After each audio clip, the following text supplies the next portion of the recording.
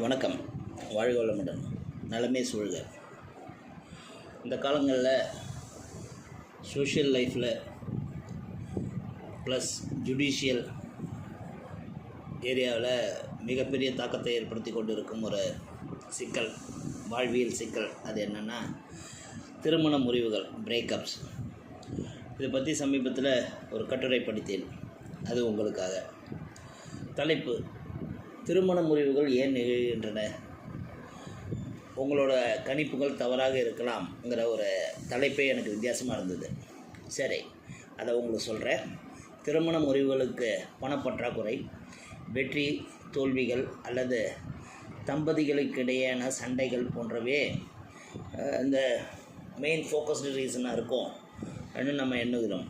ஆனால் அறிவியல் ரீதியாக இது முற்றிலும் வேறுபட்ட உண்மையை வெளிப்படுத்துகிறது. ஜான் காட்மேன் என்கிறவர் வாஷிங்டனில் 1986, ரொம்ப பழைய ரிசர்ச்னு நினைக்கிறேன்.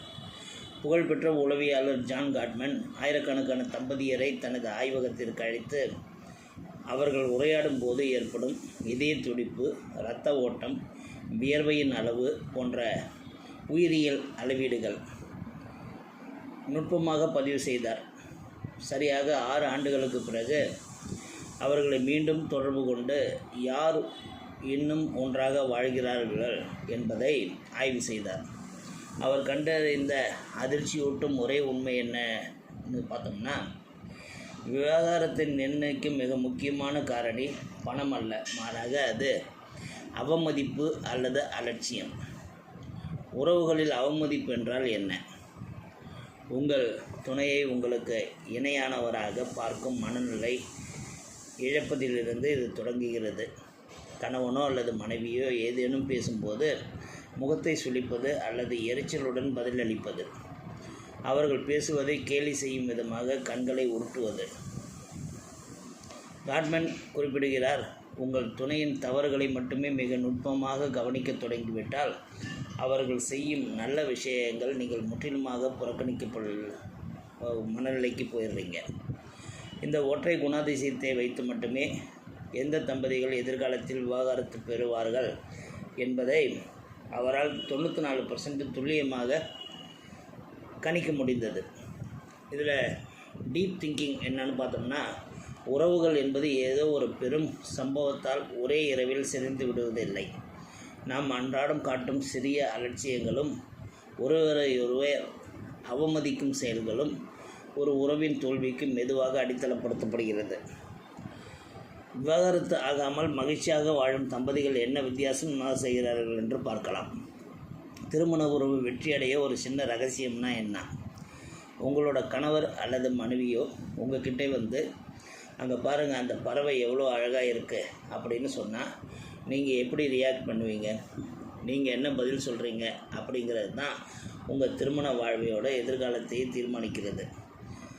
வாழ்வியல் சார்ந்த விஷயங்களை கவனிக்க தவறும் மிக மிக முக்கியமான தவறு அல்ல இது ஒன்றுன்னு சொல்கிறாங்க. உளவியலாளர், அதாவது சைக்காலஜிஸ்ட் ஜான் காட்மேன் புதிதாக திருமணமான 130 தம்பதியரிடம் ஒரு மிகப்பெரிய ஆய்வை நடத்தினார். அதன்படி பெரும்பாலான திருமணங்கள் விவகாரத்தில் டைவர்ஸில் முடிவதற்கு காரணம் பெரிய பெரிய சண்டைகள் அல்ல, துணை சொல்லும் சின்ன சின்ன விஷயங்களை கண்டுகொள்ளாமல் தவிர்ப்பது தான். இந்த சின்ன சின்ன பகிர்தல்களை உளவியல் ரீதியாக எப்படி சொல்கிறாங்கன்னா, பிட்ஸ் ஆஃப் கனெக்ஷன் சொல்கிறாங்க. ஆய்வின் முடிவில் என்ன கண்டுபிடிச்சாங்க என்ன? பிரிந்து சென்ற தம்பதிகள் தங்கள் துணையின் பேச்சிற்கு 3 முறைக்கு 1 முறை மட்டுமே பதில் அளித்துள்ளார்கள். மற்ற நேரங்களில் கண்டுகொள்வதே இல்லை. இறுதி வரை மகிழ்ச்சியாக வாழக்கூடியவர்கள் தங்கள் துணை சொல்லும் ஒவ்வொரு சின்ன சின்ன விஷயங்களையும் காது கொடுத்து ஆர்வத்துடன் ரெஸ்பான்ஸ் செய்திருக்கிறார்கள். நாம் என்ன செய்ய வேண்டும்? மனைவி பேசும்போது கையில் இருக்கும் மொபைல் ஃபோனை சற்று கீழே வைத்துவிட்டு அவர் சொல்வதை கேளுங்கள். கணவர் ஒரு நல்ல செய்தியை பகிரும்போது உண்மையான ஆர்வத்தோடு அதில் பங்கு கொண்டு அந்த உரையாடலை தொடருங்கள். இவ்வளவுதான் விஷயம். நீங்கள் ஒருவரை ஒருவர் எவ்வளவு நேசிக்கிறீர்கள் என்பது மட்டும் முக்கியமல்ல, அதை சின்ன சின்ன செயல்களில் எப்படி வெளிப்படுத்துகிறீர்கள் என்பதுதான் முக்கியம். அன்பும் அக்கறையும் ஒரு தசை போன்றது. அதை நாம் தொடர்ந்து பயன்படுத்தவில்லை என்றால் அது காலப்போக்கில் வலுவிழந்துவிடும். உங்களுக்கு தெரிந்த தம்பதிகளுக்கு இந்த பதிவை ஷேர் பண்ணுங்கள். ஏன்னா சின்ன சின்ன விஷயங்கள் பல சமூக மாற்றங்களை ஏற்படுத்தும். கற்போம், கற்றதை கற்பிப்போம், நல்லதை நினைப்போம், நல்லதை நடக்கட்டும், நலமே சூழ்க, வாழ்க வளமுடன். முடிந்தால் நம்மளோட இந்த பதிவு மூலம் ஒருவருக்கு விழிப்புணர்வு வந்து இந்த டைவோர்ஸுங்கிறது டைவர்ட் ஆச்சுன்னா மிக மகிழ்ச்சி அடைவோம். வாழ்க வளமுடன்.